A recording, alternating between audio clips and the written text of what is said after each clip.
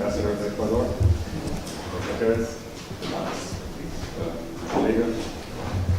Ladies and gentlemen, it's a pleasure for me to welcome you at this event today. Our relations, that is the relations of TU Berlin to Ecuador, or to the representatives of Ecuador, has been quite strong for many years. And currently, there are 10 Ecuadorian students at TU Berlin, which may not sound so much compared to China, but if you compare the total number of Chinese to the total number of people in Ecuador, then it's a proportion quite a reasonable number. Many alumni are coming from Ecuador, and actually, Your Excellency, the ambassador is one of the alumni of TU Berlin, and he has been in close contact with us for many years. Some of you may have been here last year when we had the chance to welcome the President of Ecuador, Correa. He was here in the Auditorium Maximum I think in 2013, but the years go too fast. And there was a full audience with 1,700 people joining to see and to listen to him. To listen in particular to Ecuador's strategies to reach economic revival, stability, and social equality. In this sense, you could see the talk tonight as a second part in this series. We will hear about the financial architecture and the financial regulation in Latin America and how we could learn from each other in Europe, Germany, and South America. I'm very pleased to welcome an outstanding guest tonight at TU Berlin. This is Dr. Pedro Páez.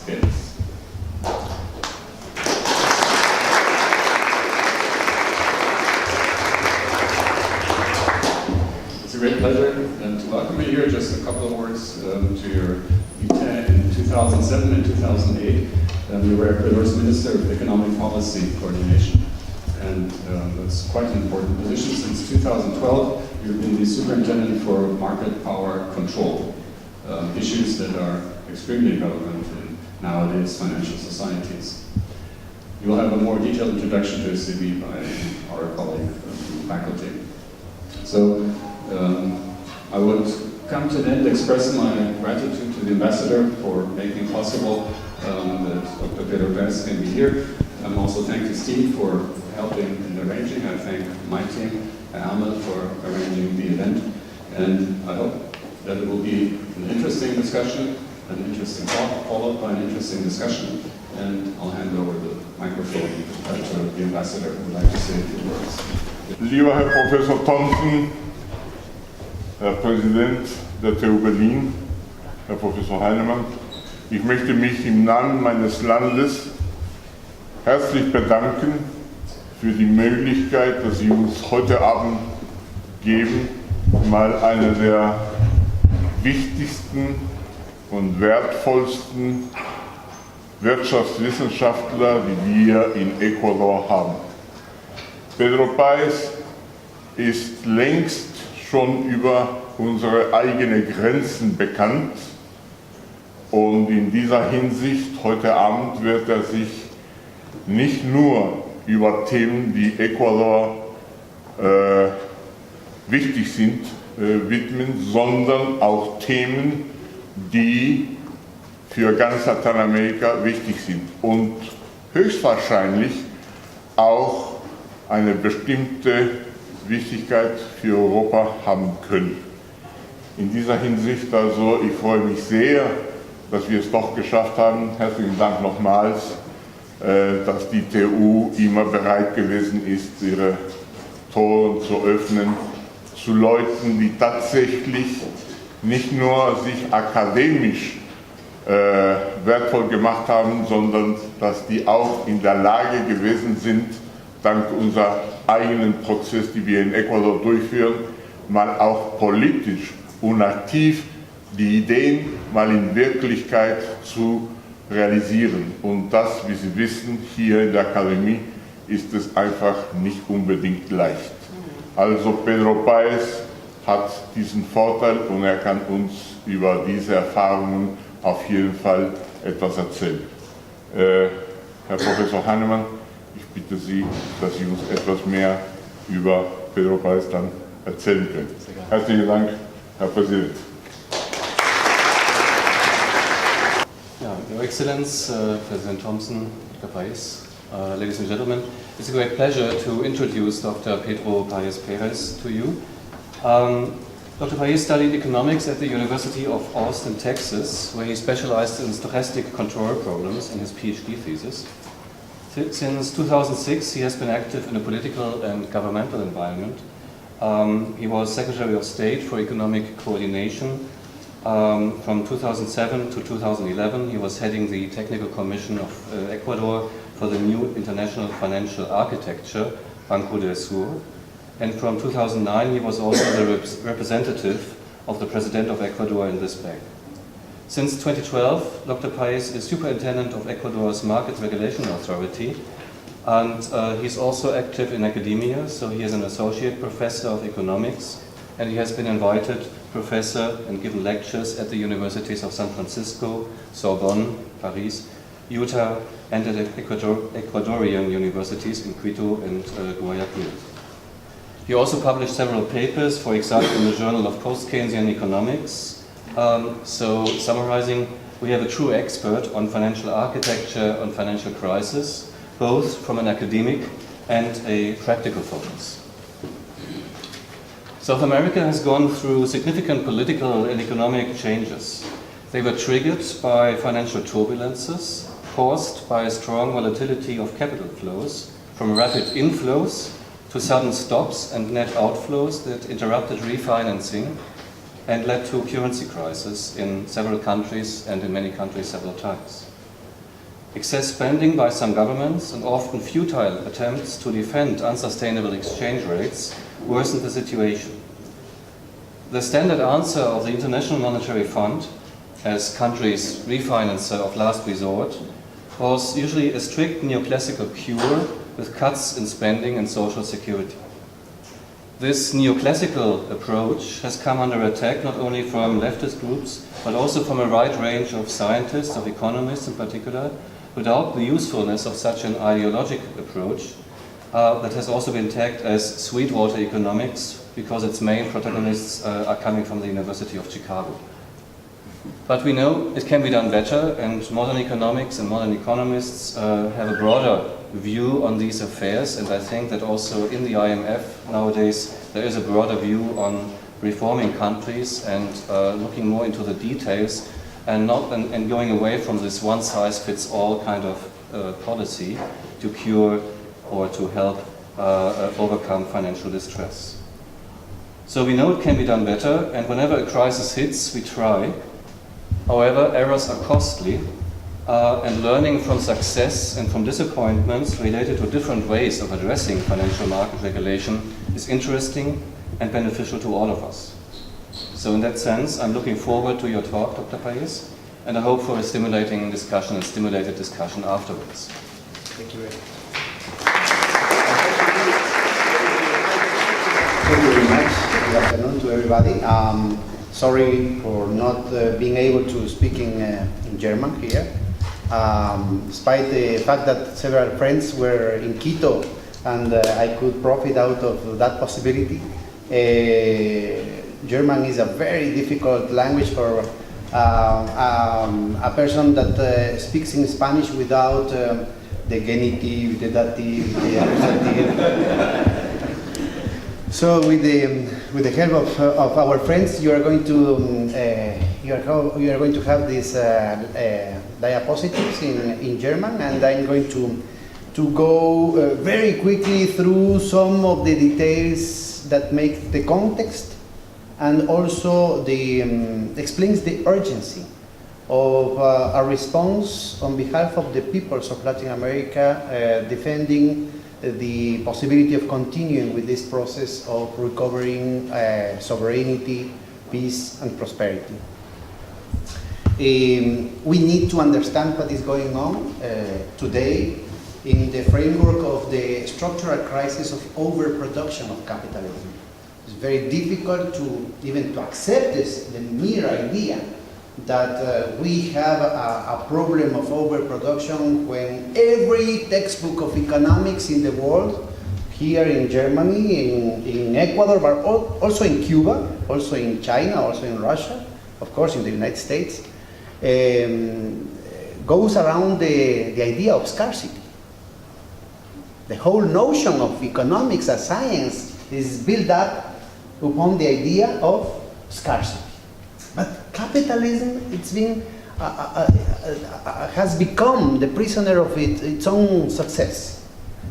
Has inundated, has flooded the world of cheap merchandises. Too cheap for the rates of profit, for the margins of profit, that the level of monopolization of the world demand. And that is part of the problem today. Not to understand this is not to understand the absurdities of the currency war and the financial war and the commercial war that right now confront the big powers, even of the most intimate partners of the very recent past. What is going on now with the continental Europe must be understood in the framework precisely of this reordering of the pecking order among the summits of power. So, first of all, you can find this, everything has the URLs, and if I skip some of them, you can corroborate, you can ask me, I'm going to leave my coordinates, for you to corroborate all this information on purpose, taking from other publications, to see that what I'm saying is up in the air. I'm just remarking some obvious thing over there. The information is basically about the United States, but you can find also the same type of information for the different countries of the OECD. For example, indications about overproduction linked to the utilization of installed capacity.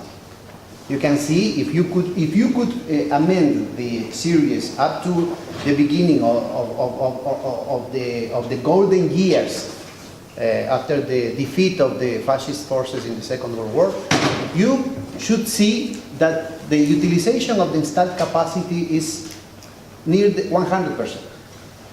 As a matter of fact, in the case of Japan, for example, you could find up to the 80s levels of utilization over 100% due to the methodology of measuring at that time. And you must take into account that those reductions in utilization are linked to a reduction of that 100%. Because the rhythm of productive investment has deaccelerated during the last years, precisely because it resulted, it was counterproductive to continue investing in production when you had a flood of too cheap merchandise. And you must understand that this is in the middle of a formidable scientific and technical revolution. Opposite to what happens during the last 5 centuries, today the effort of big capitals is much more expensive in terms of preventing the commercial application of scientific discoveries rather than the permanent introduction through competition, through concurrence, of those discoveries into the process of labor, into the permanent revolution of the material basis of the economy. And that has a lot of very serious effects in terms of the whole functioning of the society.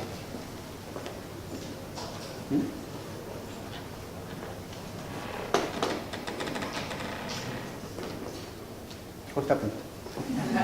It's gone. It's gone. Okay, let me illustrate with some examples. The problem of such a stupendous success of capitalism in terms of the development of productive forces expresses today in a frequent case in which enterprises do not have the time to recover the investment in fixed capital, because the new developments of technology render the previous ones in 2-3 years obsolete. The very clear case of Nokia, for example. The velocity of the innovations generates such such a tremendous capability, not only in terms of prices, but also in terms of the revolution of quality. That you have everywhere this type of situations. So the engineers that, for example, 2 centuries ago were investigating, researching for new techniques, new discoveries, new principles in terms of science in order to increase the dominion of mankind over nature, today are the opposite. The big enterprises are hiring engineers in order, for example, to program the obsolescence of those lights. You can still find at the YouTube a light fabricated, made by Thomas Alva Edison himself, more than 100 years functioning. These lights are programmed to last exclusively 1,000 hours, to say something. Or the permanent obsolescence that came in the textile industry out of the fashion. Or the construction of automobiles that are prevented to last too much. Or the possibility of new software, each time more difficult and more difficult to be installed under the circumstances of a specific wave of hardware. All this is a prevention, or is an artificial mechanism of renewing market space when those markets are already saturated. So that situation put in perspective the problem of overproduction, not in terms of the society, the entire society as such, but only in terms of the interest of capital. That means in terms of the interest of profit. So it is very clear, for example, today, that you have more than 1 billion human beings that are suffering famine, hunger, and at the same time you have the main governments in the world giving trillions of dollars in subsidies for the farmers not to produce, or buying that production in order to burn it as agrocarburants. Could you understand the absurdity? It is not a contradiction in terms of the epistemology. It's not a confusion. It's not a problem of perception. It's an ontological contradiction that came from the inner dynamics of the system. And that is precisely what is at play today. What should I do? It's in the middle. Okay. No, but this is for the laser. And for the For directing? for the next slide. Huh?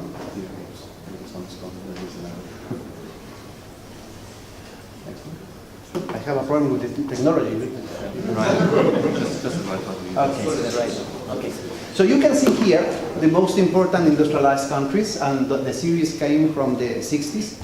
Those are based upon the national accounting. There is no specific, it is just an approximation. There is no specific methodological care in terms of the purpose of the measurement.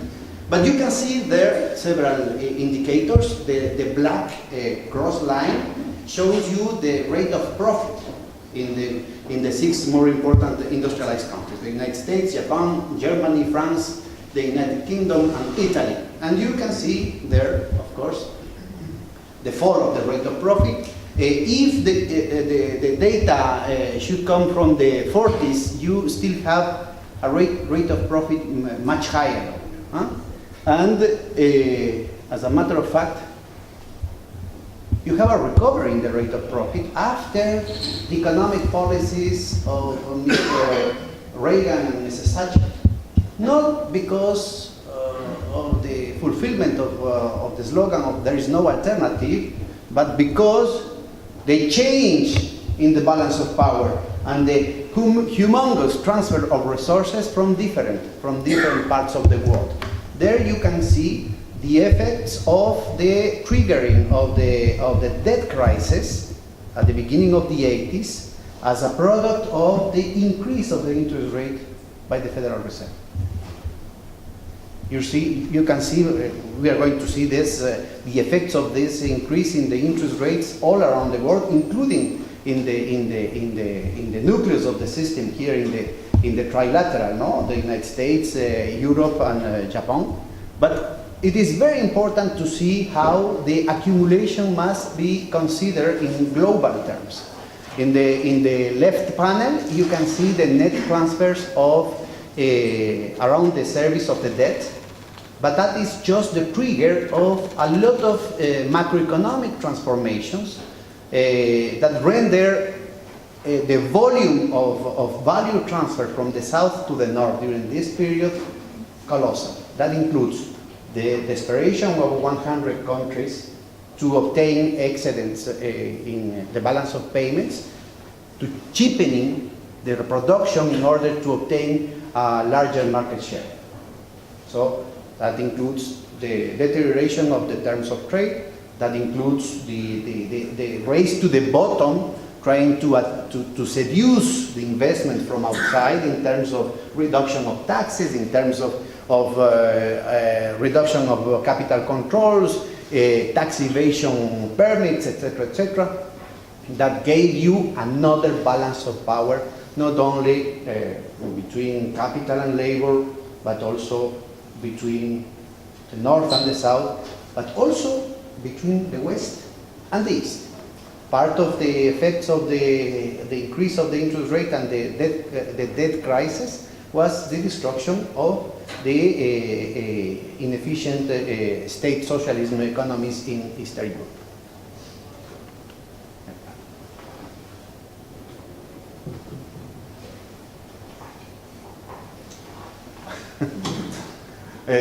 And voila, you have in the black line, you can see the increase of the financial sector as a part of total profits in the Western world, opposite to the degradation, opposite to the decline of manufacturing profits, and the effect of the rest of the world contribution to this recovery of the rate of profit.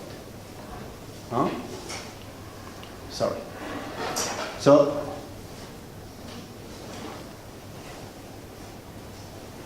the contribution of the rest of the world in the recovery of the rates of growth, the rates of profit, and the rates of investment and accumulation at the core of the system must be understood also in the dispute, in the current dispute, in the current commercial war today, but under the effects of the modernization and the sophistication of the financial and macroeconomic manipulation that are able today, especially around the functioning of the big banks. No? Two crucial vectors to understand how the big companies and the states that represent those interests had managed to solve the problem of profits. Because it is not only the resources transferred from the south, but there is also an adjustment in terms of the relationship and the cost internal to the economies. The first one is the repression of the part of wages within the GDP. In the case of Europe, well, that is one of the keys to understand the differential performance of the different economies after the introduction of the euro. No? But in general, you can find, this is specific for the United States, but you can find the same for every country in the north of the OECD countries. You have a freezing of the salaries, a freezing of the wages, but at the same time, an increase in consumption. Pay attention to this. I do not pretend to be exhaustive. I just want to illustrate the type of internal contradictions in the dynamic of the system. you have a compression or even a reduction, depending on the country, of the part of wages within the GDP, but at the same time, an increase in consumption. How come you can increase consumption when the revenues goes down? Huh? Credit. Then the problem of indebtedness is not only a moral issue, right?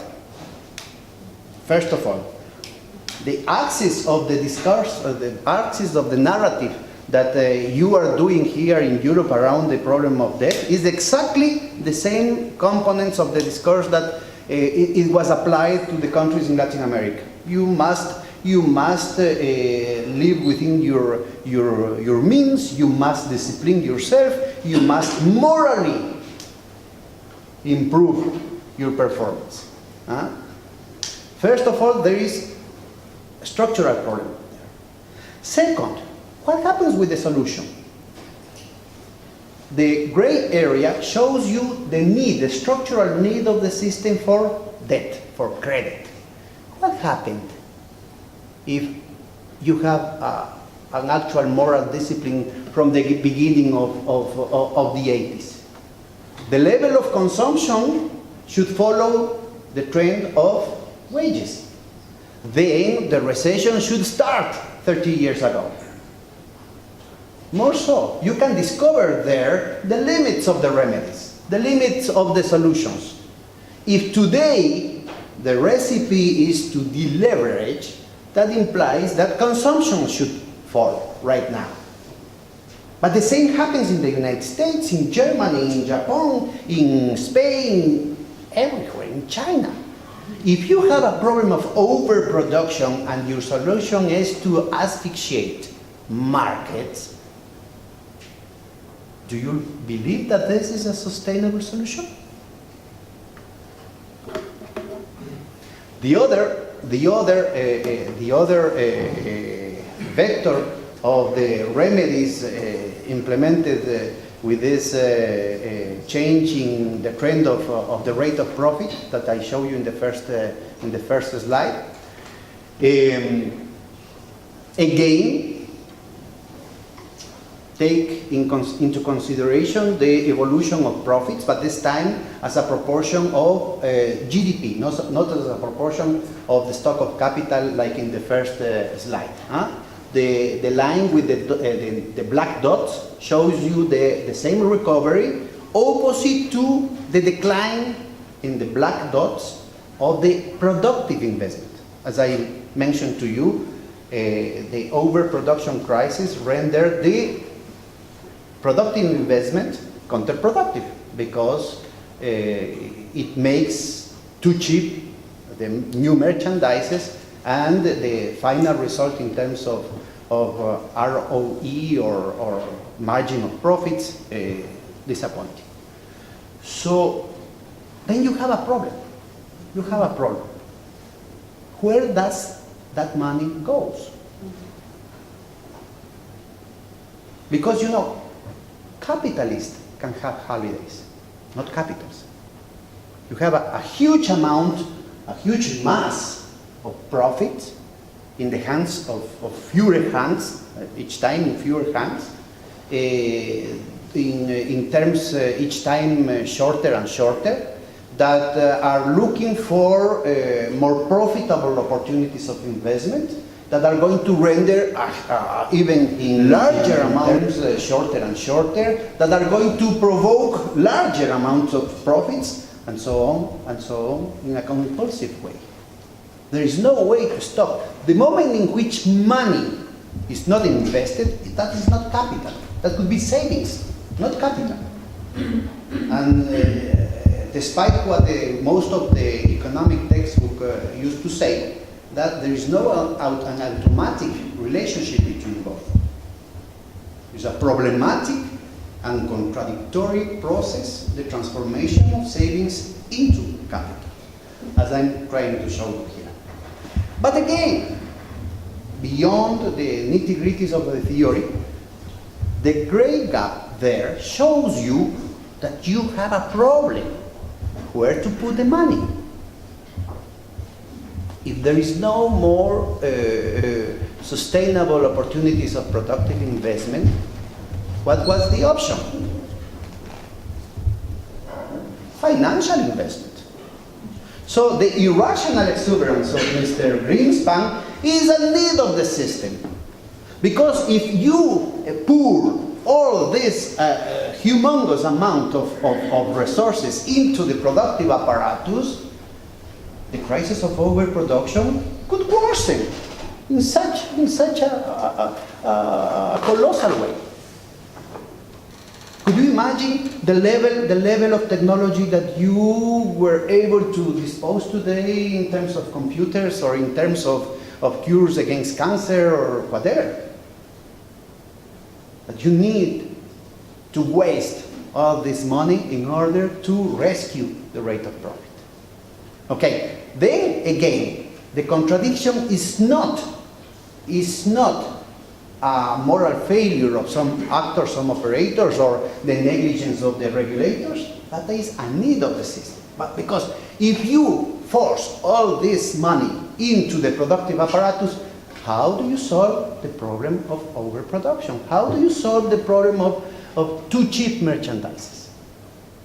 How do you solve the problem of the pace of technological dynamics that render your recent investment in fixed capital obsolete?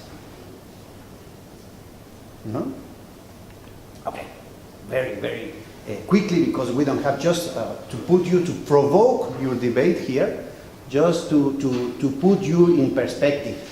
That implied a change also. It is not only a technical issue, that provoked a change in the dispute of power, especially in the summits at the level of the elites. You have a reduction of the importance of the productive, even monopolic productive capital vis-a-vis the relationship with financial capital.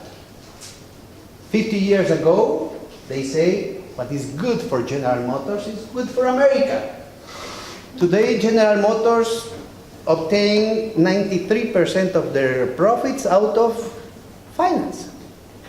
And GE and General Electric, the other paradigm of the old tradition of productive capital, Thomas Alva Edison again, today is GE Capital.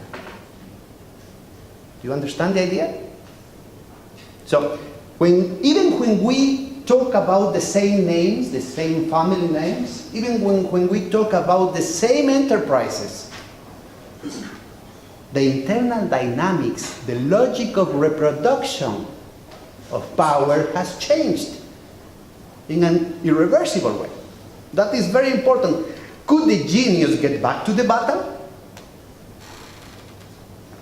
Historically, the triumph of capitalism, the transformation of capitalism from the sphere of circulation as a mode of production depended on the taming of usury capital and commerce. If the rates of interest or the intermediation siphoning out, were able to siphoning out resources from the dynamics of the productive capital, the industrial revolution could never happen, because there is no surplus or savings capable of financing the transformation of the material basis. So today, in order to support the claimings of those fractions of capital, we have a very, very sharp tension, not only within every country, not only in the relationship between capital and labor, not only between the different fractions of the industry, of the business within a country, but also the representation and the expression of those interests in terms of in geopolitical terms, including the disputes among the most intimate partners of the recent past. Look what is going on now. In black, you have the behavior, the rate of growth. Remember, you are in the Polytechnic University here. The black is the rate of growth of the real economy, global GDP, measured by the World Bank. You have a reduction in the rate of growth, but an increasing volatility of the rate of growth. Opposite to the exponential, monotonic increase of derivatives. Any economist could, from any school of thought, could tell you that the only source of financial gains is the subjacent productive asset. The productive asset is going down, and the growth of financial claims are increasing in an unsustainable way. That has created such a situation in which the real cake, the real economy, is around $63 trillion in American terms. That is 10 to the 12. It's 63 times 10 to the 12 to avoid confusions because of the translation. And in order of proportions, you can compare that to the traditional debts. Public debt, the debt of the enterprise, the debt of the households, the credit card debt, that amounts to 212 in comparison to the 63. Already you have there a problem of insolvency, a structural problem of insolvency that started in the Anglo-American axis with mortgages, subprime mortgages. Then you have first-class mortgages. Then you have from the residential area to the commercial area. Then you go from the Anglo-American axis to the continental Europe, and today you have real estate bubbles in Buenos Aires and in Quito and in New Delhi and Shanghai and Johannesburg. But you pass from the real estate to the student loans, from the student loans to the households, from the households to the public sector. Where all this is going to end. But that is nothing in comparison to a new type of debts, precisely what came from the derivatives. Derivatives are not the traditional debts based upon the results of the productive project that finance was supporting. Financial derivatives are bets. How can you include, how can you value the bet that you put of a fire in the house of your neighborhood in your balance sheet? Big deal. You know, when I was a minister in Ecuador, the price of oil went up to $150 per barrel. And we were very concerned because we couldn't find what was the logic, what was the fundamentals behind this. And we were able to document with all our efforts that every barrel of oil, every barrel of Ecuadorian oil was sold at the same time 13 times. And we stopped there because somebody told us, no, that barrel has been sold already 100 times. I'm not talking about condominium. I'm talking about different claims over the same asset. And you know that the same is happening with your gold, no? Aren't you? Are you aware that the international reserves of Germany in terms of physical gold suffer exactly the same issue? And that is why the custodian banks had offered you to return your physical gold in 7 years. Good for you. By the way, Bank of England, the reputed Bank of England, was the real creator of the corralito in 1931. Ecuador and all the countries in Latin America, even before having central banks, some of them, had put all the international reserves in physical gold in the Bank of England. And in September 1931, the Bank of England said, bye-bye, and we recovered those deposits in 1949 in unconvertible pounds that were only delivered or were only useful within Great Britain. Just to tell you something about this. No? So the problem is that the amount of derivatives goes beyond 1,500 millions of millions. That is more or less something like, how do you say the game of musical chairs in German? Reise nach Jerusalem. Ah, exactly what I was going to say. So the idea here is that you have more or less 6 chairs, and you start with 21 dancers around the chairs, and suddenly enter by the door 150 additional dancers. Could you imagine what is going on the moment in which the music stops? So the remedy, the solution of the central banks is not to allow the music to stop. And the only way to do it is to introduce a new dancer every minute. Because the humongous amount of liquidity that they had injected into the economy cannot be produced, cannot be used for productive credit. Cannot be produced, cannot be used for employment creation, job creation, new projects. All this money, even the money of the European Central Bank, goes to speculation, to the increase, to the exacerbation of the very far away from the hypothesis of efficient markets that we used to teach in the textbooks of economics, right? Of finance. Okay. Everything in the middle of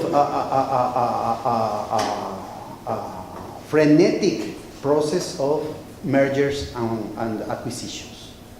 Tremendous process of monopolization that had rendered a very sharp process of social polarization. This came from the work of Thomas Piketty.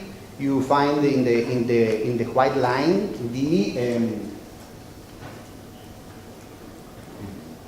the white line is the concentration of 1%, according to the legal IRS declarations, no? In the United States. So the concentration of the income polarization that provoked the crash of 1929, 1% controlling up to 20% of the income, was transformed with the New Deal, with Roosevelt, but also Kennedy, but also Nixon. We're not talking about politics here. We are talking about the structural causes. And of course, the effect of Reagan. And today, again, the same amount of concentration that provoked the crash of 29. And you can find here in the darker lines the behavior of the European countries. One of the purposes of the financial crisis imposed upon Europe is precisely to catch up with the level of polarization of the Anglo-American axis. Okay, difficult to believe, but there you are. This is a topological map that represents the relationships of ownership control from one corporation to another. This is made by a consulting firm in Switzerland. And out of 37 million corporations in 2007, they discovered that only 147 control 40% of the GDP. And the economics textbooks still talk about free markets.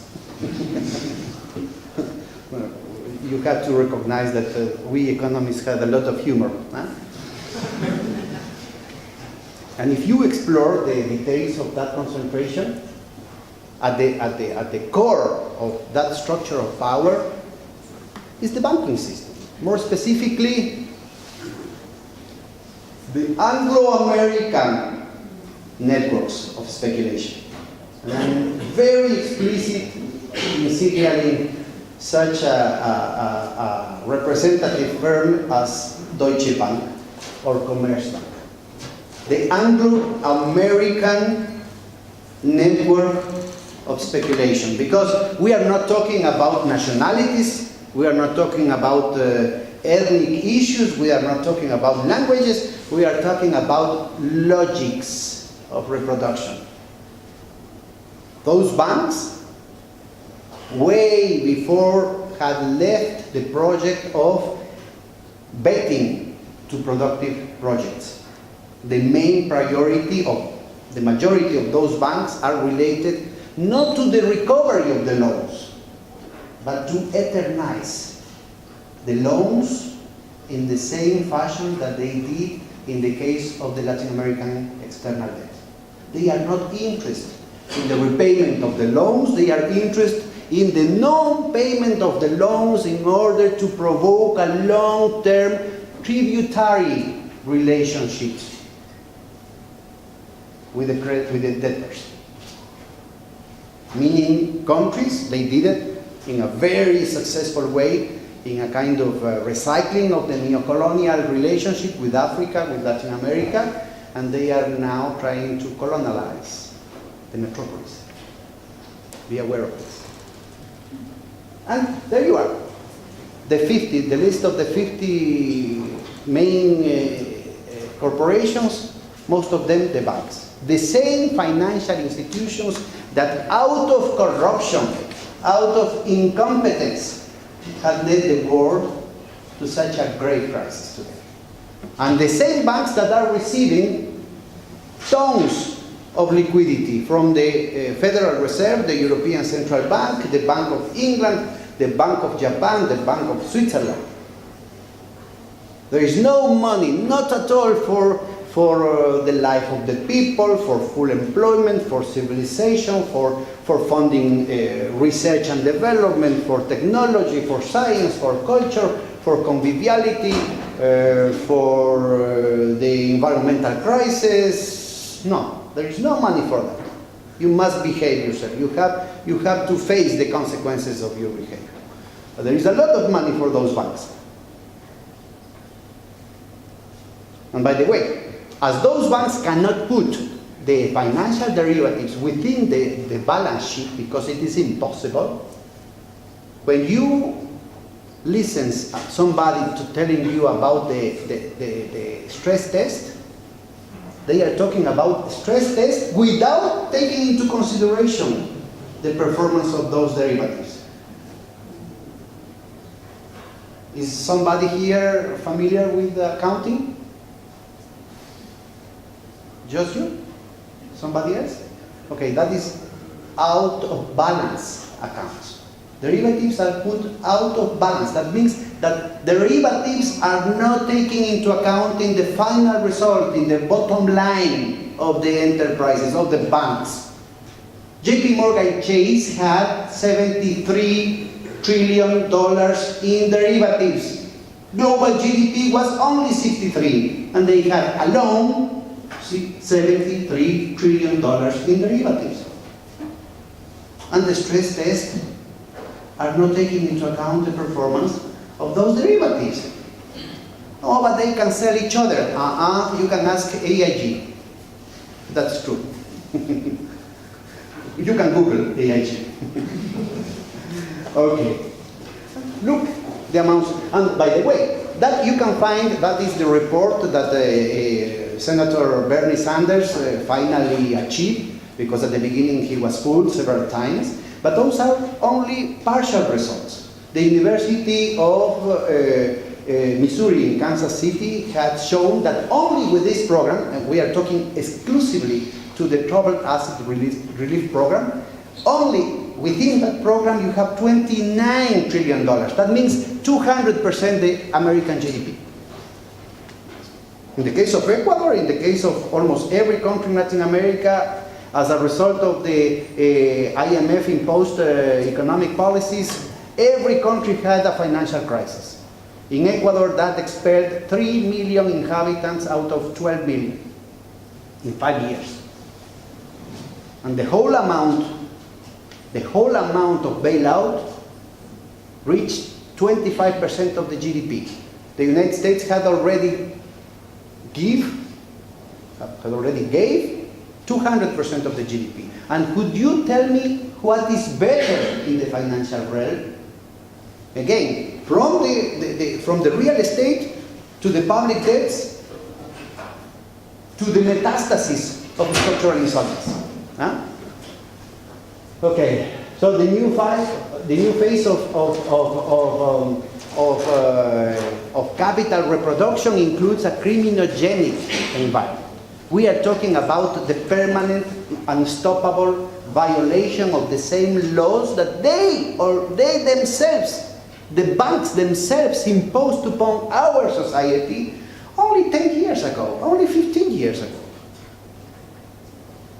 I was invited by Fordham University a meeting about competition and loyal competition and monopolies 4 months ago, and they presented the statistics about the 50 major banks in the United States. They were the protagonists of 525 incidents of fraud. But the 10 main banks were responsible of 80% of those incidents. Okay. Look at this, the urgency. Again, it is not only the dispute, as Warren Buffett said, this is a class war, and we are winning. No? It is not only a class war against labor. It is also a class war among the different fractions of capital. You can see this in the red line. You can find profits as a percentage of the GDP since the 30s, 1 century ago.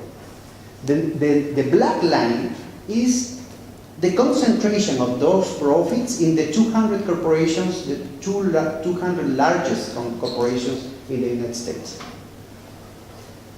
And you can find that after the defeat of the reactionary forces, you have the golden years of capitalism, precisely when you recognize this. That is not Karl Marx, that is Henry Ford, that discovered that the moment in which you find that your labor cost is not only a cost but is also your market, capital opened the doors for the best years in the whole in its own history. So the best rates of growth in terms of GDP and the best rates of profits. You have an increase in the profits within the GDP, but also a very sharp increase in the concentration of those profits in the hands of the oligarchy, in the sense of Plato. But then during the 80s, and that coincides with the graph that I showed you at the beginning of the presentation, the whole capitalist class had a very good performance, but you had an impasse in terms of the portion of those profits that went to the 200 corporations. And that provoked a very tense political situation, very difficult to understand, precisely because it went against the interest of the whole capitalist class.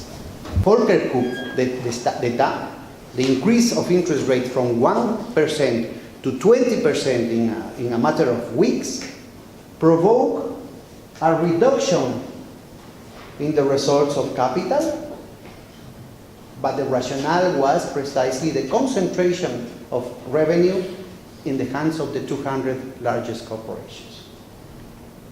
And again, we have the same type of impasse that was provoked here during the period of stagflation. The idea was the huge monopolies were trying to increase their part of the real economy through inflation, and it was impossible at the end of the day. And today, with neoliberal policies, we repeat the same impasse. Capital as a whole had very good results, but the oligarchic powers are pushing forward for desperate measures. That is the danger of war, that is the danger of very crazy economic policies today. Well, let's go. We don't have too much time. The geopolitical tensions in terms of the delocalization of the industrial power from the North Atlantic and the Japan original success towards the new semi-periphery. But this time we are talking about a non-militarily occupied geography, the BRICS. And that is, well, you are going to deliver this material for you to study the role of China, the role of Brazil, the role of the South had presented a very sharp tension in terms of civilization, including some racist nuances there. We are talking about centuries of existence of some structures of power that today are put into question because of the delocalization of the manufacture you see in the port.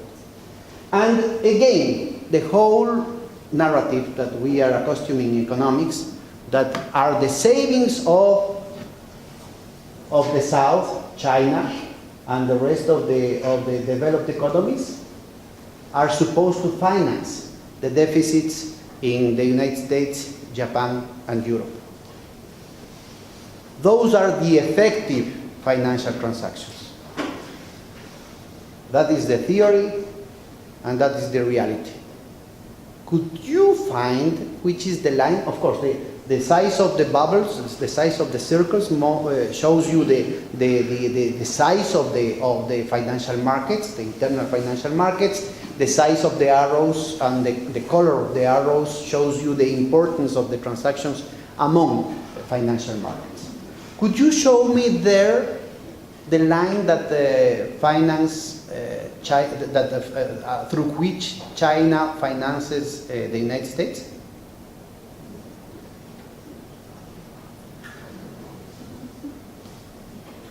And you can look in 2007 again. The virtual economy of speculation had delinked themselves from the real economy, not only in quantitative terms, but also in qualitative terms. And the second detail of this slides is, look what happens with Japan. That is Japan 15 years ago, and that's Japan today.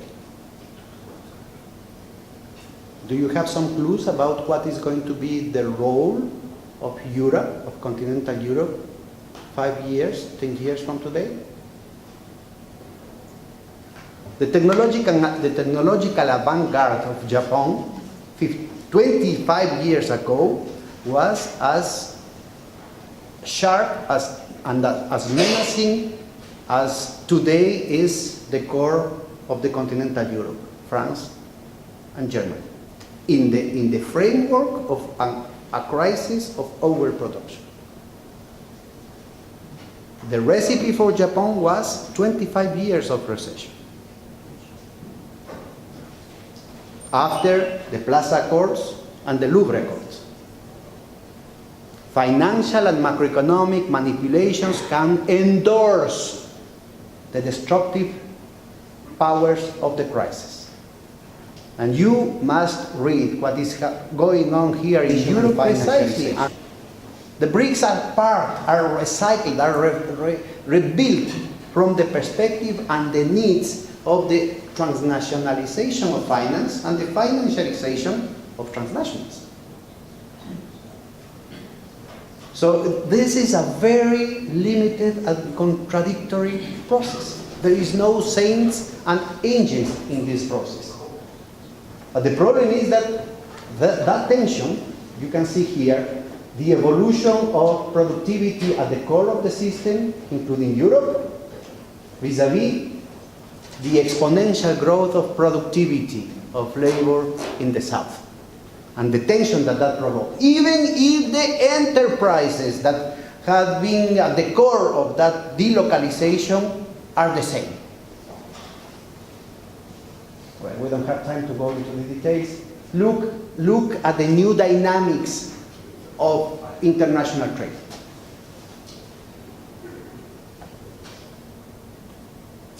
The orange line represents the South, the emerging economies, and look the tremendous difference with respect to the developed economies. The power of attraction in terms of the partners, in terms of beyond politics, beyond geopolitics, the role of Brazil, the role of China, the role of beyond what is going on with respect to the military cooperation, beyond what is going on in terms of ideology. That is what is at the core of what is beneath the confrontation today. And more so in terms of the quality of for example, the South-South trade. The new role of these new forms of cooperation, still controlled by the unipolar world, still controlled by the monopoly of the Anglo-American financial system, is still controlled by the paradigm of speculation and short-termism embedded in the dynamics of credit creation, embedded in the dynamics of transactionality, embedded in the dynamics of liquidity at the global level. Because dollar controls the monopoly of transactionality, liquidity, and credit, including development credit. Okay, let's, just to finish this, in terms of Keynesian, that is a very important reference. In terms of the possibilities of Keynesian alternatives, you have to consider precisely the fact that the deindustrialization at the core of the system had weakened the role of the traditional remedies in terms of fiscal stimulus, in terms of public works. You have a much larger result in terms of multipliers in countries like Brazil, Argentina, China, than, for example, in the United Kingdom. Not the United States, not of continental Europe, because the regional productive power of the United States, it's still very vigorous. As is vigorous the role of productive capital here in the continental Europe. The United Kingdom, decades ago, had abandoned that possibility. Okay. Just to show you, because time is running, the new role of Latin America. Today, it is not only the political definition of Latin America, the demands of the peoples of Latin America to build up an endogenous process of peace and prosperity construction, but we also have the money. The central banks in the south had liquidity, because we are talking about very liquid assets of trillions of dollars. Just Latin America had already $900 billion in international reserves of the central banks. If you put together all the pensional funds, all the counter-cyclical stabilization funds, the parafiscal funds, and the deposits of the Latin American that the private banks put in the United States, in the Bahamas, or in Europe, you can sum up beyond $3 trillion that could be recycled in terms of investment, in terms of infrastructure, in terms of productivity, in terms of new conditions for life and production in Latin America. Okay? The option must be put in consideration in the framework of the recent history of Latin America, and also in the middle of this financial war.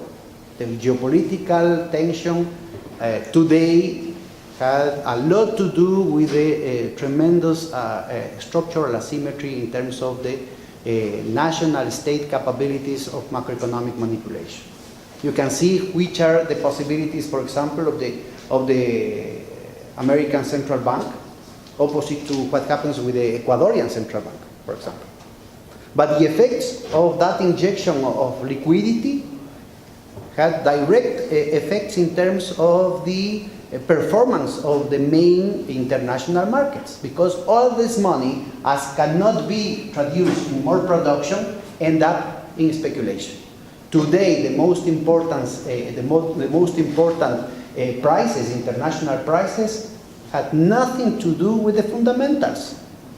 Which is the real cost of reproduction of each barrel of oil?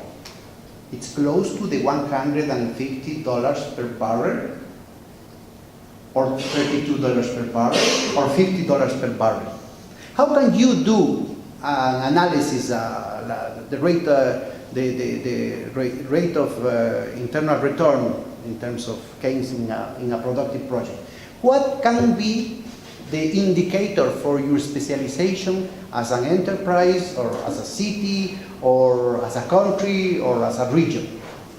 How can you compute your costs? How can you project your cost? Which is the equilibrium rate of exchange between the euro and the dollar? What's the real price of gold? What's the real price of copper? What's the real price of wheat? All those signals have been structurally distorted. Markets cannot allow today to have some clue to recover the coherence between production and consumption. And that is irreversible, because the amount of liquidity that is circulating in the market, like the locust, ends with one market and goes to the other, because there is the only possibility to mop out all that liquidity is to transform that liquidity in productive credits. And that implied to multiply by 3 the amount of investment in 1 year. Could you imagine the result of this in terms of the crisis of overproduction? And again, we are not talking about overproduction from the point of view of the society, of the humanity. We have more than 1 billion human beings suffering hunger today. And at the same time, that type of speculation with the money, your money, with the money of the central banks, that it is not allowed to go for the job creation, had been employed for speculating in the food market. It is already proved, was denied by the official institutions here in the north, including the IMF, but today is proved. And Carsten, we did this panel at the European Parliament in Brussels. Today is proved that that money was used for speculating in the food market, are causing an exacerbation of the food crisis during 2008 and 2009. Okay. Again, the problem of the balance sheet. What is the real price of the commodities, but also what is the real price of the stock market? Everything is artificially inflated. By the way, the stress test of the banks put all the derivatives out of balance, but the derivatives or the financial assets that the bank chooses to include in the balance sheet is not at mark to market. It's not value to the price of the market. It's mark to model, to the model that each bank considers appropriate. So you put the value that you want. And of course, it requires a lot of talent that after you can put all your toxic assets at the value that you want, and you put all the toxic assets that you don't want out of the balance, you still are forced to declare losses. As several systemically relevant financial institutions have done during the last years. So, very, very difficult the situation, the moment in which you provoke sincerity in the markets. We are not talking about the financial markets exclusively here. We are talking about the real enterprises, and we are talking about the national account. never as today. Look, those are the figures from the 16th century, from the 17th century up to date, and never as today the inflation in prices that you can find. Look, the bubbles here, we are talking about a logarithmic scale that should be in exponential fashion. And these three bubbles are at the summit of the historical trend since the 19th century in the United States. Look, the total distortion in the behavior of the key international prices. Food, metals, strategic minerals, energy, and again, a long-term perspective. From the end of the 19th century, look, the same type of volatility, but also structural. And the first symptom of that situation was precisely the sudden fall of the prices from the periphery in tropical agricultural, non-tropical agricultural, and metals. Yeah, okay, you have all this information. There you are, before this. The tremendous volatility in the exchange rates markets. What is the equilibrium? How can the embedded commercial war can be solved if you have such a volatility in the rate of exchange between the dollar and the euro? All the valuation, all the comparative advantages of one country is just garbage. If you can transform those advantages from one day to the other with exchange rate manipulation. And again, the easiest and the most profitable way to solve the problem is war.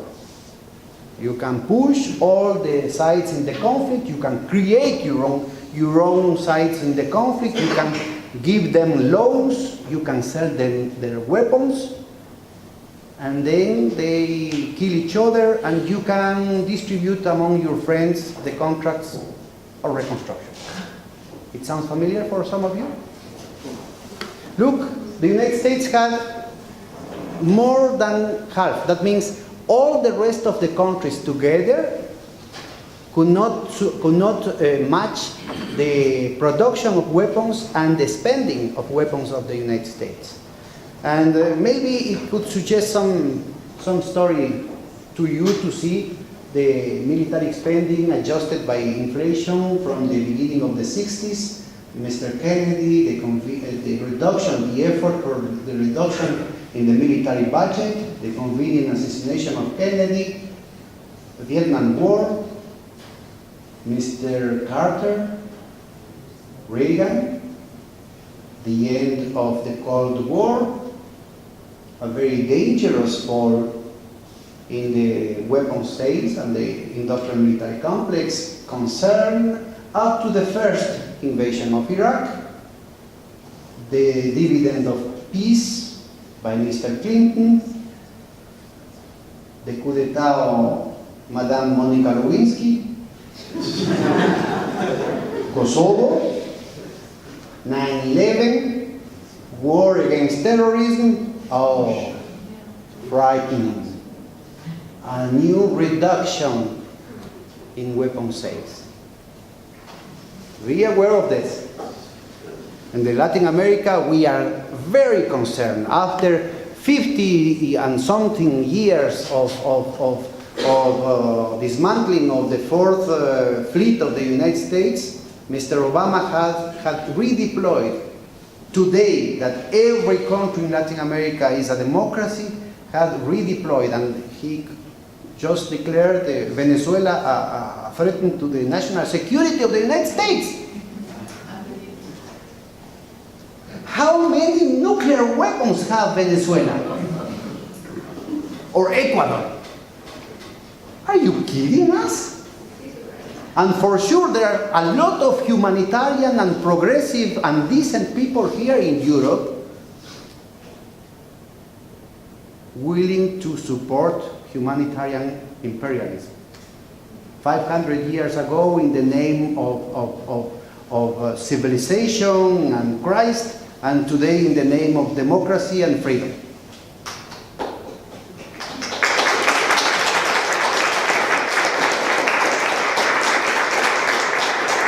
The real matter is here. This is an official study of the United States about strategic minerals for the new technological horizon today repressed precisely by the transnationals due to the overproduction crisis. You don't have uranium here, but you have all the rest. The green bar shows you the reserves in Latin America, the red one is China's, and the blue one the United States. A continent of peace, a continent of hope, could suddenly turn into a nightmare because of those interests. You don't believe any story about democracy, about gay rights, about indigenous rights, about I don't know what. That is the real bounty. Look what is the history of austerity policies in Latin America. This is not an endogenous situation. That was imposed by the World Bank, the IMF, and even some regional multilateral institutions with the support of the predominant theory, the unique thought of neoliberalism. Look, that is the rate of investment as percentage of GDP in Latin America. Those are the figures of ECLAC, the United Nations Commission for Latin America, since the 50s.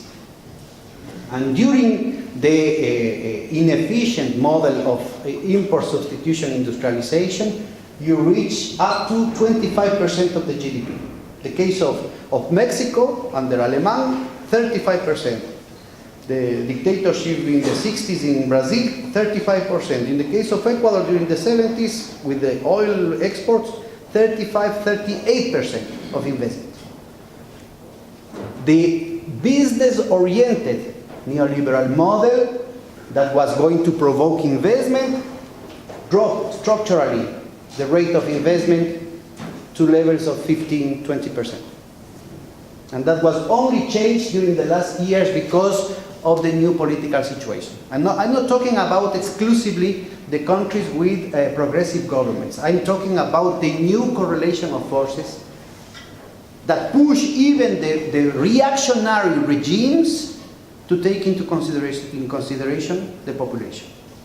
You have today in the most incredible politicians sudden concern on social issues, income distribution, the rights of the people, etc., no? Because the new political balance of power.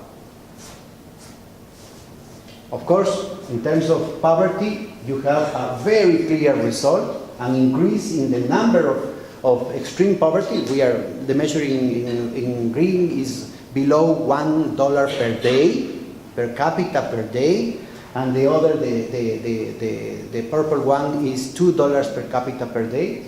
And you have an increase in the number of poor people, an increase in the number of very poor people, mitigated only during the last 15 years by the new progressive forces in Latin America. But mitigated. We have lost the real effect of the neoliberal policies is very clear. That is the real result of the austerity policies. And in terms of macroeconomic performance, you have in the orange bars the GDP growth, again from the 50s, and you can find that the average rate of growth is more than double the average rate of growth during the neoliberal period, with a very, very modest recovery during the last 15 years. Stagnation and uncertainty. Volatility, the quality of growth, because if you have a market today and you don't know what is going to happen tomorrow, it is very difficult for you to have a bet, a long-term decision in terms of sunken cost of machinery and equipment.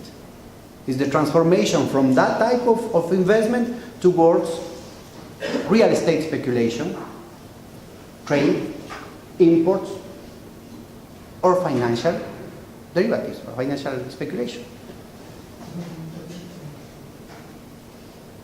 Again, you had during the import substitution regime of accumulation a deterioration of the external sector due to the addiction, the very sharp marginal propensity to imports, due to the domination of the transnationals and the recycling of the obsolete technology in the north to profit out of the protectionist policies in the south.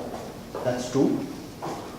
But again, after the sharp processes of devaluation, after the permanent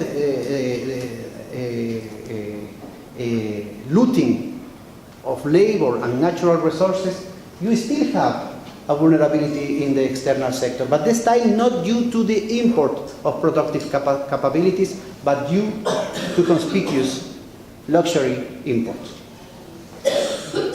Again, you have a recovery during the last years in a big proportion due to the efforts of the progressive government, but we are going to see due also to exogenous factors.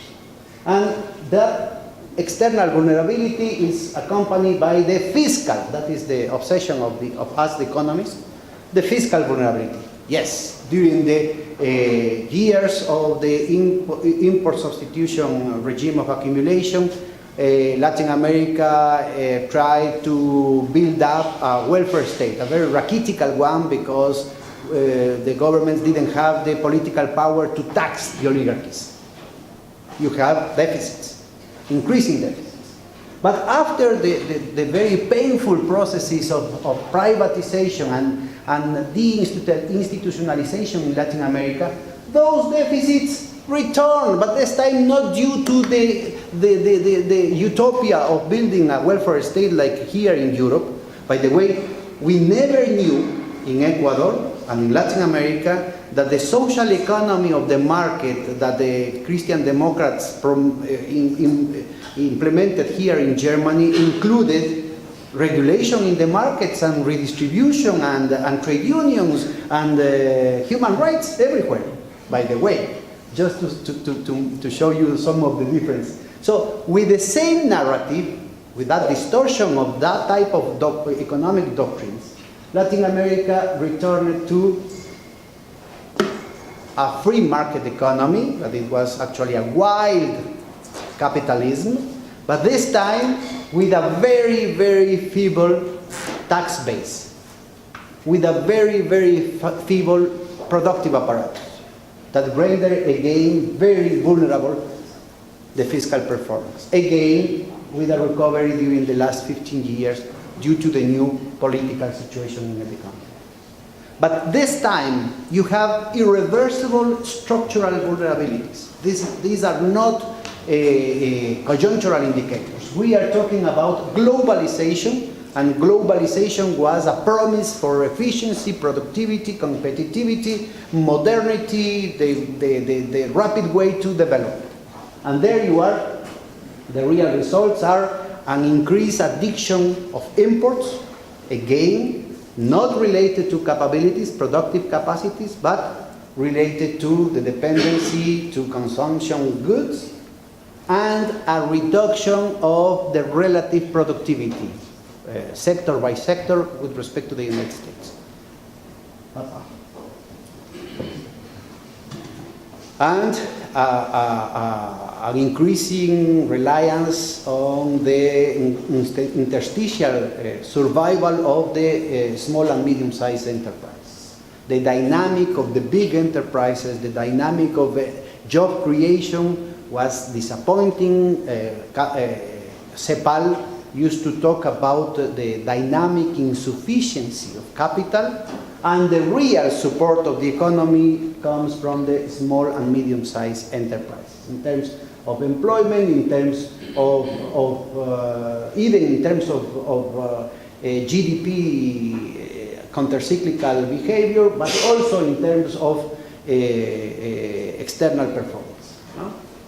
Okay, it's facing that situation that Ecuador had proposed this idea of a new financial architecture. Not because that is going to be the universal solution for everything, but just in a very humble way, as a necessary, not sufficient condition to recover degrees of autonomy, degrees of maneuverability, in order to create the path for an alternative way of development, to put human being above the greed and the short-termism of capital. You need a new type of development bank, the same type of banks that you have here in the continental Europe. The Sparkasses, the lender banks, the relationship, another type of relationships of finance with respect to production. Capitalist and non-capitalist production. Big production and small and medium-sized production. Then we need to recover the role of money. We need to dispute the nature of money. A deconstruction that render this money, that today is an instrument of more exploitation, more speculation, more exclusion, in another type of money that could facilitate the exchange among people, that could validate the effort of the people, that could create opportunities for different logics of production, different social logics, and not only the logic of monopoly speculative capital. And by the way, we learned this from the history, for example, of the Hanseatic League here in Germany, 800 years ago, or the banks in Northern Europe. A chamber of compensation, a settlement mechanism. Of course, using the avant-garde of telematics in order to provoke a much more versatile instrument for several things, okay? And finally, we need to create, to recover the central banks of our countries for the service and the purpose of defending the interests of our peoples. Well away of the interests of the financial oligarchy all around the world. We need to reset the priorities and the functioning of the central banks as a financial safety net vis-à-vis the hostility and the volatility of the speculative attacks and the distortions in the international markets. In the first pillar, we have Bank of the South, but also today, Bank of the BRICS. But also today, the new initiative of the investment bank in Asia. But also today, what you had already here in Europe with the European Bank of Development and the Fund of European Investment. It is only a matter to say stop, like we are trying to do in Latin America. Stop to the bureaucracy to say which are our priorities, which are our national priorities. How so the World Bank has the right to say to Ecuador, what are the priorities in terms of energy or in terms of infrastructure? So the idea of Bank of the South is to precisely to have the type of Renanian investment bank, not Goldman Sachs. We are talking about the Renanian banks. Those are the investment of our study in Latin America. Of course, that is called communism in Latin America.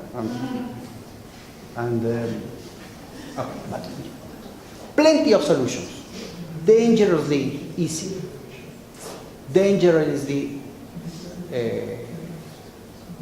Dangerously feasible today, right now, in every continent, according to the institutionality and the cultural and political trajectories. In the second one, again, it is a new type of bank of development, but also with all these details that you can study there, but also a bank for a new type of development. It is not business as usual. We need to transform the priorities. We need to assure the strategical needs of our peoples, even if that could not comport with the criteria of efficiency and short-termism that today dominates the logic of the development banks, even the official development banks.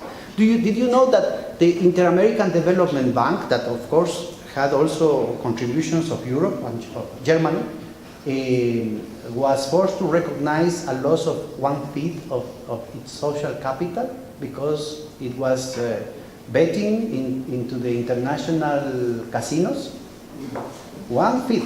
What is the purpose of a development bank for Latin America putting their money in financial derivatives in JP Morgan Chase? But why do they do it? Exactly. Why do they do it? Exactly. They are development money better. And why do they do it? And what is CAF doing? What is CAF doing? Exactly. But we have to ask the same type of questions everywhere. Transparency. Transparency. Transparency. An audit of the debt as Ecuador did. An audit of the central banks. An audit of the loans, of the bailouts, of the development loans. Everywhere. And that requires at least a week, and you need to be comforted, morally comforted, in order to discuss a little bit what were the results of the audit of the debt in Ecuador. Today I know that Greece is going to set up a commission for auditing the debt. No, that is going to be very healthy. But the question is, who is against the idea of making public the public contracts of the public debt? Who is in favor of opacity? Who is against transparency? We are talking about a humongous amount of public resources poured in the same hands in the same channels of the financial oligarchy. No? Okay. So Bank of the South had created a new concept it was signed in December 2007, 7 presidents, including one from the right in Paraguay at that moment. They created a new concept of continental sovereignty, nothing to do with the crazy idea of Maastricht of sacrificing the national sovereignty in the altar of a supranational sovereignty. In the case of Latin America, the idea is to reinforce the local capabilities, the national sovereignty, creating at the same time in parallel a new realm, a new space of policy. This policy space at the continental level includes the notion of supranational sovereignty in food, in healthcare, in energy, in the production of knowledge, in the development of natural resources, in continental infrastructure, not only those linked to monopoly capital. It is not true that the only criteria of efficiency is monopoly capital. It is not true that the only criteria of efficiency is a speculative capital. There are other logics, there are other possibilities of development, there are other possibilities of employment, there are other possibilities of productive development. At the local level, from the territory, from the community, with other values, with other perspectives, sustainability, civilization, culture, conviviality. Okay. And in the nucleus of the second pillar, with this network of central banks and the financial safety net, includes the possibility of a stabilization fund, alternative to the International Monetary Fund, like what is going on now with the BRICS, like what you could have here with the European Fund of Stabilization. But why not? Why not? It is in your hands, in our hands, in the hands of everybody to transform the situation. Nothing is inevitable. And finally, well, you have all these details here to go into the technical issues, but that includes the possibility of using special drawing rights, like in the Bancor. Yeah, you have to go. The possibility of using national currencies, not only the dollar. You know that for any transaction, any legal transaction between Brazil and Argentina, Brazil and Argentina must buy dollars using the private monopoly SWIFT in Europe and the Central Bank of the United States, the Federal Reserve, and the correspondent banks in the United States for any transaction. Do you know that even Germany must buy dollars, use the monopoly of SWIFT, use correspondent banks in the United States and pay to the Federal Reserve if it wants to buy something from Nigeria? It is forbidden to use euros. Do you know that? Forbidden from whom? You can Google that also. Well, you can ask the Bundesbank. Okay, so there are plenty of possibilities of creating a multipolar world, of promoting competition, also in terms of the financial instruments, also in terms of liquidity, also in terms of instruments of transactionality. Even in terms of network theory, in terms of system theory. If you have a redundancy in terms of interconnectivity, you have resilience. This is another issue. So plenty of possibilities here. Okay. And finally, okay, we don't have time to go into the details. And finally, it is already working among the countries of the Bolivarian Alliance for Latin America, the Sucre, the Unitarian System of Payment Compensation, of settlements, Sucre, since February 2010. And this is working perfectly, without the use of all these impositions, without the use of the dollar, without the use of Anglo-American banks, without the payment of commissions for every one of them.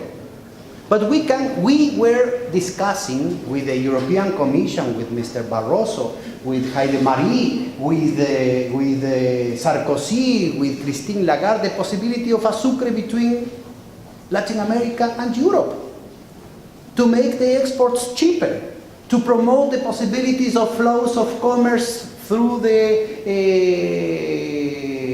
popular economy, the small and medium-sized enterprises here in Europe and in Latin America. Fair trade, the possibility of buying organic products from the ethnic groups, products from the indigenous communities. Why not? Today, China has signed 11 sucres. They don't call this because they must pay copyrights. But they are using this new technology, this new promotion, this new generation of settlement mechanisms. And one of them has been signed with Germany. Are you aware of this? In the framework of the new Silk Road, China and Germany had signed a sucre. So why not to sign a sucre with Latin America? And to create other possibilities to promote trade, to promote investment, to promote and to validate the work of the peoples. Okay? So you have several possibilities. Again, you can have a micro-regional fractal replica of this. In Ecuador, we have now dinero electrónico that could open the possibilities to create territorial mechanisms of liquidity that could improve the performance of the economy at the level of the provinces, at the level of the popular and solidarity economy. But you can use for another type of South-South cooperation or North-South relationships. Again, the results and the possibilities, the alternatives are plenty and very feasible right now. Thank you very much.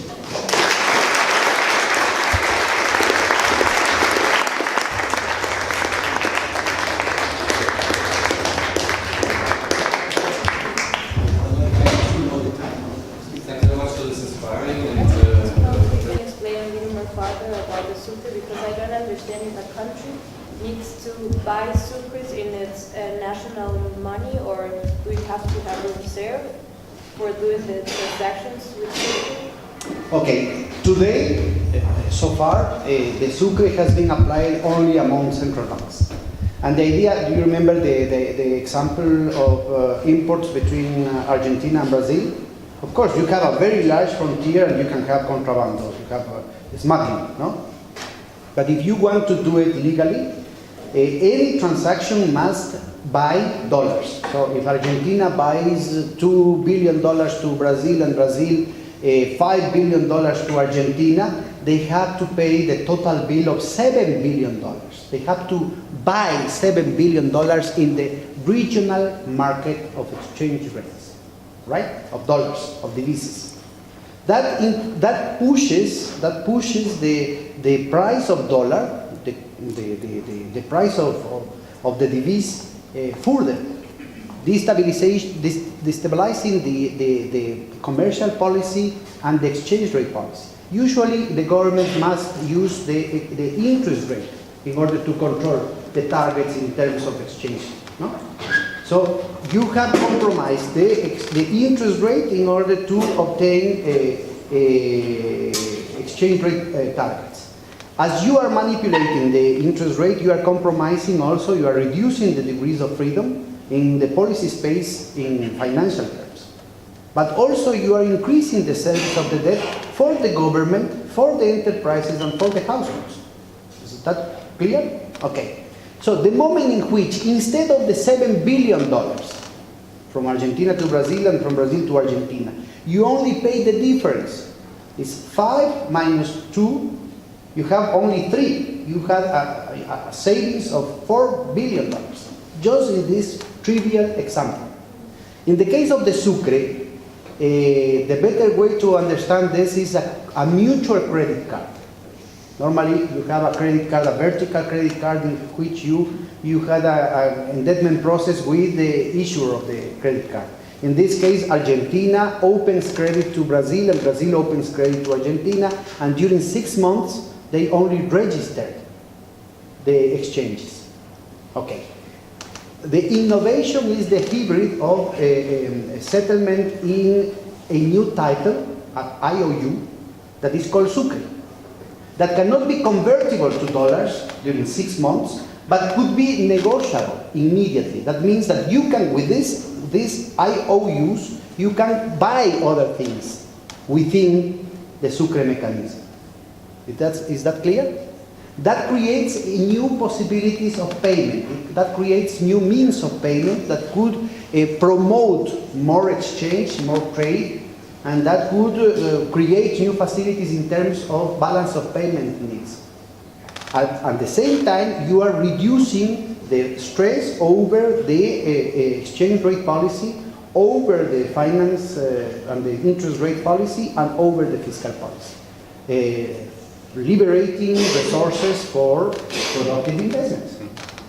So part of the problem is that you have, right now, not only in Latin America, but all around the world, you have to increase your international reserves out of the fear of a speculative attack. We are today, the last statistics that I saw, we are talking about $12 trillion in international reserves. You know which is the country that has the largest international reserves in the world? Bolivia, as a proportion of the GDP. It's half of the GDP that cannot be used in building ports, in building bridges, in building refineries, in schools, hospitals, that must be retained just in case of a speculative attack of the financial centers. That is $8 billion. That is the coffee break of Mr. Soros. It's futile. Of course, our Bolivian friends must do it because it's the least that they can do for a matter of responsibility. But in the larger picture, everything in Latin America is nothing. Do you know how much money goes to the sunk in a speculative attack here in Europe or in Wall Street or in London? Every day we are talking about trillions of dollars. So again, there is a lot of responsibility on behalf of us, the economists, because all these myths. It is just impossible. The operation of Sucre had a lot of savings, a lot of efficiency, but at the same time, the possibility of promoting another institutional environment. I have a question, is that all right? Questions, is that all right? You have 2 questions. 2 questions, yes, sure. Yeah. Yeah. Well, the first one is about the European crisis. So in 2008, when it started in the United States with the real estate crisis, the United States Central Bank, they solved the situation in Florida, let's say rapidly. But in Greece or Spain and Ireland, it's been like a failure. So what is the main failure of the European Central Bank and the International Monetary Fund in order to solve this crisis? And the second one, I'm from Colombia, and this Sucre project actually is something very interesting that I haven't actually heard. And what is the role, for example, of the Pacto Andino, of the Andinian Parliament? Because we know they exist, but they are not like veto players. They are not visible in order to promote this integration, for example, with countries like Colombia, that are kind of isolated.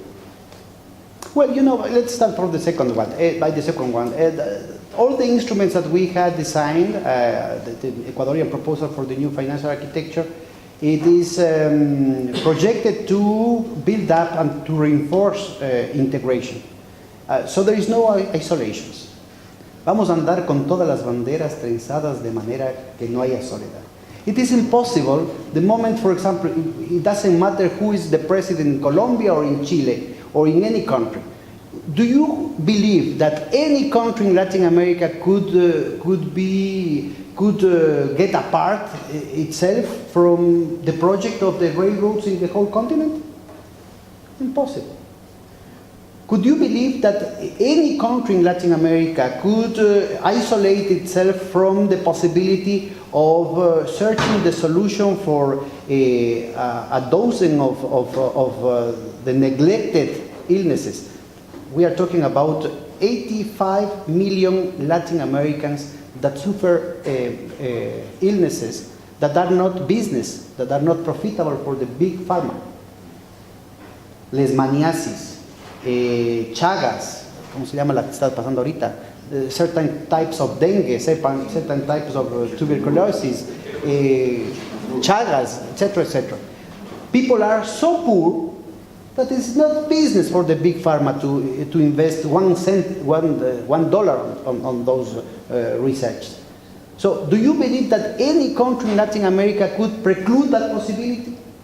So again, options are very, very clear and more so inviting, for example, a strategic alliance between productive Europe and Latin America. Productive United States and Latin America, China, Russia, the Arab countries. The amount of investment that you require to build up the network of railroads is humongous. And that could stop the recession in Europe right now. And this is not only for the German capitals and the German technology, but also Spanish technology and Italian technology and French technology. It is a collective effort in favor of peace and stopping the agenda of destabilization, speculation, and war. So that's the first one. The second one, out of respect, I cannot say, okay, you should do that. That is what the IMF and the Europeans used to say to Latin America. We are not going to repeat the same type of mistake. By the contrary, out of the solidarity among peoples, I believe that it should be mandatory for the Europeans to read the history. Look the history of failure. Even the studies of the IMF, the independent office of evaluation of the IMF had recognized the stupidity of the policies implemented in Argentina, in South Korea, etc., etc. And today are the Bible here in Europe. Be aware of this. And in the case of Greece, it's crónica de una muerte anunciada. Everybody told, if you implement it, if you put in practice the austerity policies, you are not solving the fiscal crisis, you are installing a chronic fiscal crisis, as it happens in Latin America. And today, even the IMF had recognized that they failed to estimate the multipliers. Dead people, famine, destruction in Greece. And maybe the solution of the neo-Nazi solution here in Europe. So again, the possibilities are plenty of possibilities. Part of the solution is always dialogue. The confrontations of ideas, the competition of ideas, not the a priori the qualification of other interlocutors, and of course, the resource to the data, to the history. So the guy in the black, in the green shirt, yeah. Also, two questions. Is you have shown in your figure the inversions Latin America by China, Russia, and European countries. What's the real goal for the investment into Latin American countries? For example, in Ecuador, is this going to be rid of our production capacities? Or is it really a strategic investment to establish a new economic order at long term? Like what you have said before. And second is what happens in Latin America and Ecuador when the US dollar will lose its power as a world currency? Could you repeat that, please? What will happen in Latin America or Ecuador, especially if the US dollar will lose its power as a world currency? Okay, let's start by the second one. We are not pretending the disparison of the United States, nothing like that. But democracy includes multipolarity. Democracy includes alternatives. And if some power insisted in the monopoly of everything, you are condemning the whole humanity to an authoritarian solution. And again, I'm trying to show you how the internal contradictions of that power, of that stubborn power, is going to lead humanity to another episode of wars, of global wars. Within the United States, you have plenty of alternatives that have been submitted, have been sacrificed by Wall Street. Main Street has been sacrificed by Wall Street. Like here in continental Europe, the productive Europe has been sacrificed by the financial interest. And again, the real power of Germany, for example, is the financial capabilities, the financial interest. Germany has the luxury of disputing the first place in global exports with China with a rate of wages 56 times larger than China's. And of course, the main advantage of Germany is technology, is the production of means of production, and the main market is Europe. But you are killing the main market of Germany. If you kill the main market for equipment, we are talking about that derived demand, okay? It is insane to buy a machinery, equipment, technology, if you don't have any perspective of relancing of the economy. And what is going on here in Europe is pushing the capitalist interest in Germany to recycle towards the industrial military complex. Like what is happening in Japan. The avant-garde in technology in Japan and Germany that was in big part created by the constitutional restriction to get engaged in the armed race, today has been reverted because of the recession, the engineered recession towards the financial and macroeconomic manipulations. Okay? With respect to Ecuador, in our constitution we have precisely this new idea of Capacñam, summa causal, summa camaña in Aymara. So the idea is basically to put the human being above the greed of capital. In the case of Bank of the South, part of the Ecuadorian proposal was to work together. Several German intellectuals participated in the discussion about a new battery of indicators that could, for example, internalize the environmental externalities or the social externalities, the work of women, the work of whole communities. That is a tremendous subvention to the market, a tremendous subsidy to the big capital, because it's not paid every day. So if you change the epistemological issues that are behind the notion of efficiency, if you change the epistemological and the technical issues in order to create other indicators for the prioritization of the projects, the evaluation of the projects in terms of feasibility, etc., you are going to see that all the problems of all the contradictions in terms of sustainability disappear. And you know, you have here President Sarkozy summoned an international commission of experts to discuss GDP as indicator of welfare.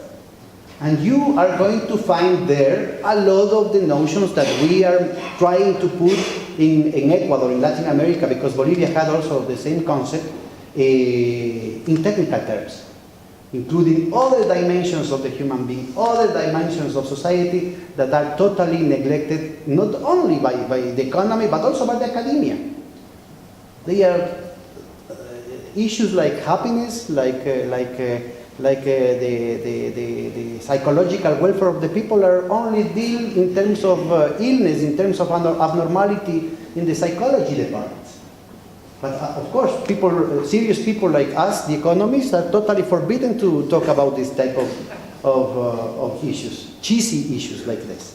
But you have plenty of technical production around this, and not only from the south, but also here in Europe, and not from the left.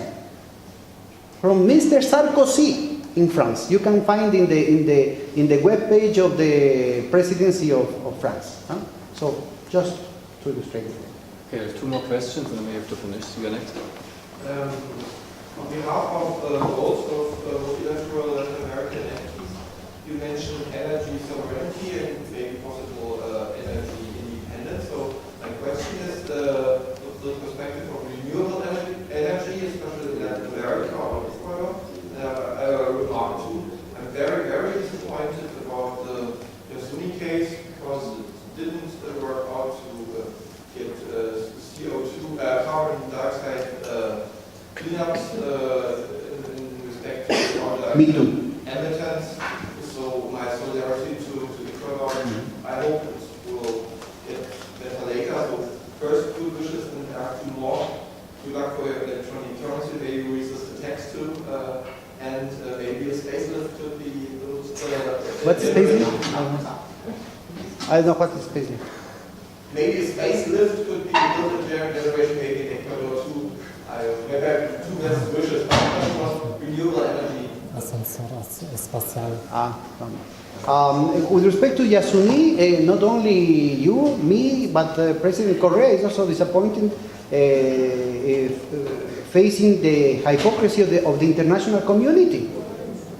Ecuador was willing to sacrifice half of the revenues of the most important yaciment, the most important reserves of oil, and oil is the main export of Ecuador. So why don't you ask the United States to stop exports of weapons? Yeah. Why don't you ask Switzerland and England to stop toxic assets? Very simple. Why are you asking a poor country like Ecuador? We still have 25% of malnutrition in Ecuador. So there is not only the hypocrisy of the international community, but also the hypocrisy of several intellectuals and several activists that are willing to spend until the last drop of blood of the Ecuadorians for their principles.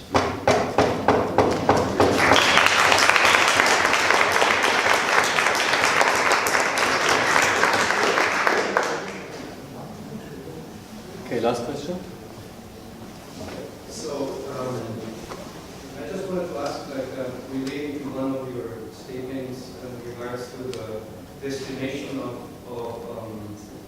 capital flows and where this capital actually goes into investment.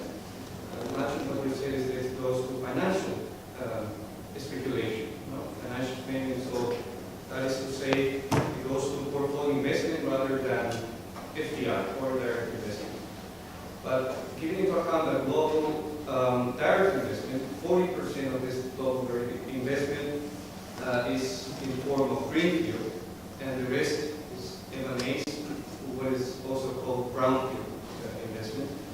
So I wanted to ask you, like in the particular case of Ecuador, a developing country, and it probably also resembles the reality of other developing nations in the region, how to actually counteract this dilemma that in order to make Ecuadorian currency system work, you need to have, for the trade policy like now, it's implemented these safeguards, but you also need foreign direct investment in order to, bring the economy into balance. So, how to make it work, this concentration, and you are yourself a government regulator. This market concentration, regulating monopolies, the proliferation of oligopolies in the economy, while you actually need this, and as a government, you need to make yourself attractive to multinationals or to foreign investors in general, right? And then for this, you need to actually provide subsidies, tax exemptions, and all kinds of government incentives, but at the price of probably losing some sort of control in order to maybe building inefficiencies in the economy that you make yourself attractive for this foreign direct investment, and it's also in the benefit of bringing the economy into balance. I mean, how would you, as an economist, as a government regulator, can actually It's a very good question. It requires a whole seminar to discuss the details, but in general, I could advance some very crucial and evident points. First of all, it's plenty of myths about foreign direct investment. Most of the foreign direct investment to the south is just paper investment. It's not real investment. We have plenty of examples, for example, in terms of the oil transnationals in Ecuador. They take there is no fresh capitals, everything is just the part that they, for example, they took loans from the matrix of the multinational or transnational when the interest rate is 0.2%, and in the United States, they take loans from the transnational at 25%. So there is a permanent outflow of resources. So for each dollar that enters the country, you have $5-6 that goes out of the country.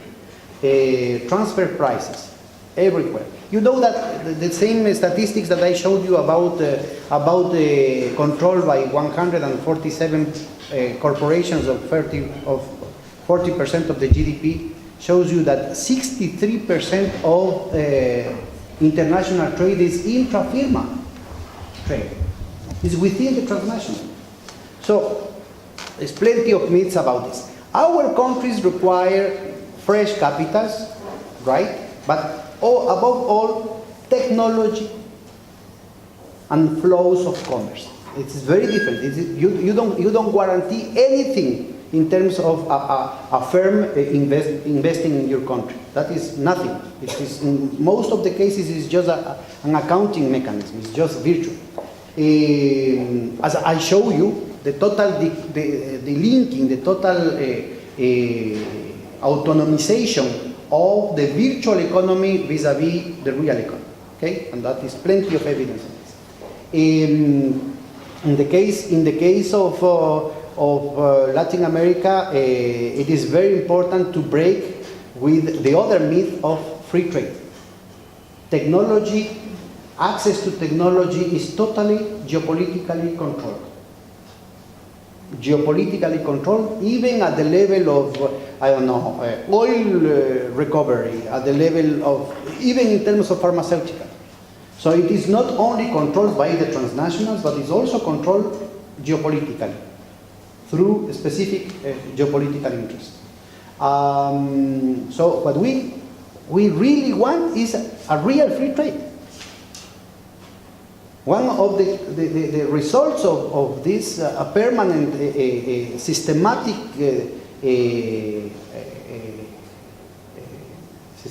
attempt against free trade is precisely the wars of oil. Because energy is a permanent source of wars, because there is no solution through free trade.